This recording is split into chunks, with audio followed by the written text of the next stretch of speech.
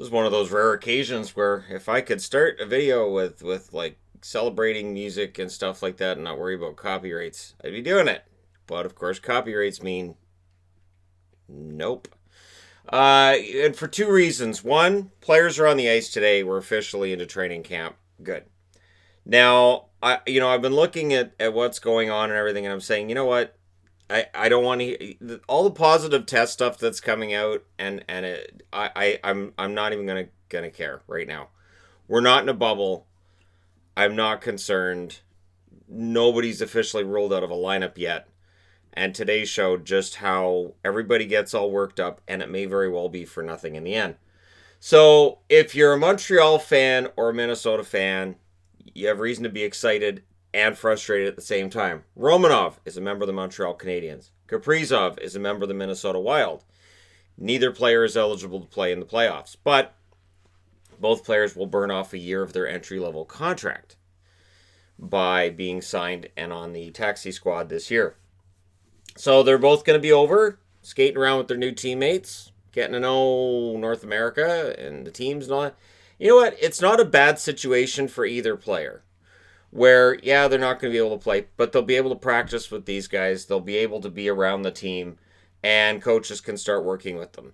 So, I think this is good news for Montreal and Minnesota for their future. If you're a Wild fan, you should be very excited for next season. And, of course, there's the play-in round for both Montreal and Minnesota where things could go quite well. And for Minnesota Wild fans as well, Dean Evason has had the interim tag removed from his job title. He is now officially the head coach of the Minnesota Wild, which I think we saw coming.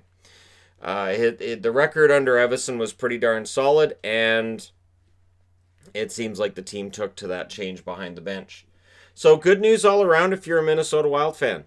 And that's got to be encouraging after some dark last few years here. Nolan Patrick is not at training camp, and he's still out with migraines. He hasn't played in over a year now, and the fact that he is not on the training camp roster and it's still the same thing, it is concerning. We do reach the point where a question has to be asked: has Nolan Patrick played his last NHL game? They're not going away, and it's definitely a major issue for him. For the Flyers as well on some level, because Patrick was expected to at the very least be a second line center in his career and to be that next generation of Flyer. And so it's tough on the player, on the team, and in general. I really do hope for a full recovery by Nolan Patrick.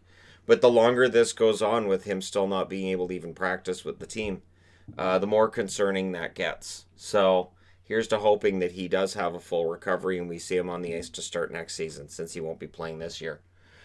Players during Phase 3 are going to be tested every other day. Yes, positive test results are going to come out. The thing that I find funny is that I keep seeing people saying, these players, they should just be isolating at home and they should just come back for next year. So the expectation of the general public is that National Hockey League players should be isolating at home from March all the way until December, possibly further, and life just doesn't really work that way. People don't generally work that way either, where they're going to spend that much time just at home and not leaving the house. And again, yeah, no, they're rich and all that, but they're still going to want to leave the house. They still have families, and there's still that risk. So depending on where you are in North America, especially certain parts of Europe as well, the risk is still there. I would expect positive tests, but there's going to be full-on panic. Until they're in the bubble, there really isn't much to report. And again, to go, well, these guys should just be home and isolated for a year? They should just stay home and be isolated for a year? And then just go back to playing hockey? It's funny, because some of those people will then be the same ones that say, oh, I don't want to see them get hurt. What do you think's going to happen if they sit at home between March and December, and then they go to training camp after not having done any exercise between March and December?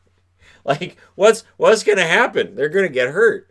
So, anyways, the reality is that the players are going to leave the house. Whether we have or we don't have playoffs, players are going to leave the house. They are going to test positive. It's going to happen. We might as well get them into a bubble and give this a shot, since we can view this, and I've said this before, I view this as a trial run for next year. So that if this works, we can go, all right, well, we can try a modified version of this for the 2020-2021 season if we have to. Because already there's stuff starting to emerge that says, A, herd immunity is not a thing, so that's not possible. And B, a vaccine may not be very effective, and it may be a long time off. So it could be by the end of this year. It could be multiple years from now. So again, if the mentality is, look, until it's safe, players have to stay home, that could be what, 5, 6, 7, 8 years. And I'm not trying to be sarcastic or facetious. It could be that long. We're gonna just do that. So, anyways, into the bubble we go on July 26th. Between then and now, yeah, you guys can message me all of the, oh, look, this team had positive tests. It's not going in news of the day. It's just not. All right. Speaking of, and segueing very nicely into this, hey, look, Austin Matthews was on the ice for Toronto today, skating on the first line. And he's lined up with Nylander and Hyman. It's almost as if all that reporting a couple weeks ago was just for clicks. I'm sorry, but to me, it's just for clicks. And again, and it circles back to what I was just saying. Austin Matthews out there on the ice, he looks fine. According to some young ladies on Twitter, he looks more than fine. I wouldn't know. I don't know what an attractive man looks. I have no idea. I'm legit. I'm that guy that will tap a girl on the shoulder and go, so is he a good-looking guy or what? So I no idea. He still has the mustache, so he must have been pretty good. He still has the mustache, so I guess quarantine was fine to him. Doesn't have like a full beard or anything, and it was nice to see some reporters for Sportsnet and TSN, tweeting out that they're getting ready to go back to work and getting ready to clean themselves up. So I look forward to the epic Elliot Friedman video of him getting himself cleaned up. I want like a full-on mountain man style, maybe grainy footage video of him getting himself all cleaned up and ready to be presentable and back in a studio-ish environment, whether they're in the studio or not. So the opt-out deadline is today.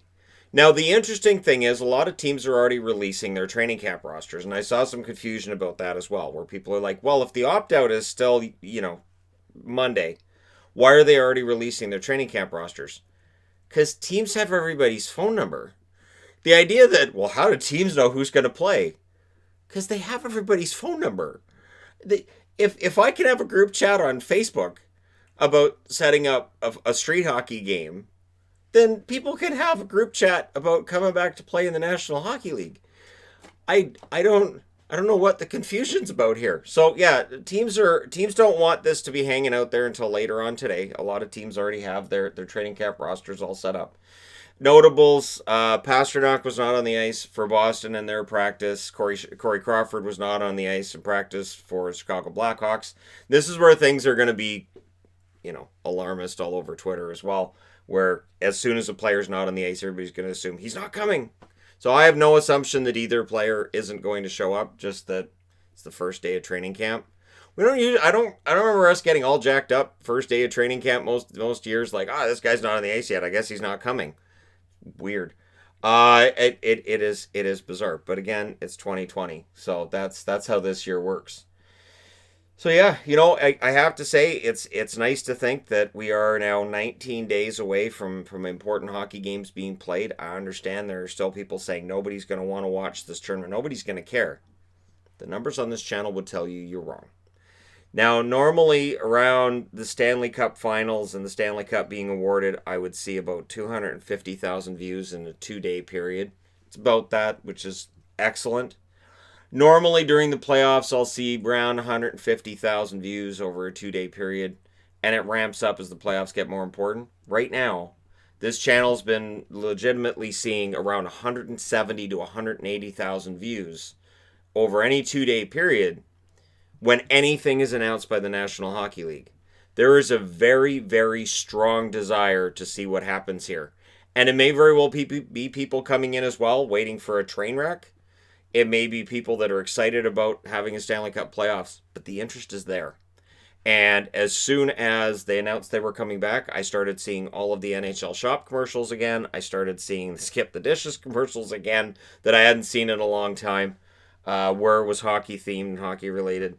And so we're already seeing that immediately that hey, it's hockey time, and they know that there's interest out there. And I've started getting all kinds of emails from every website that's hockey related that has my email address about, hey, we got a sale on right now, come on over. So there is definitely interest in this tournament, and I'm guaranteeing that this summer, and again, it's fingers crossed that we can have this tournament safely. We can have this tournament run right all the way through to the Stanley Cup, and have the cup awarded. That this is a tournament that again will serve as a dry run for how next season might look, how next season might work.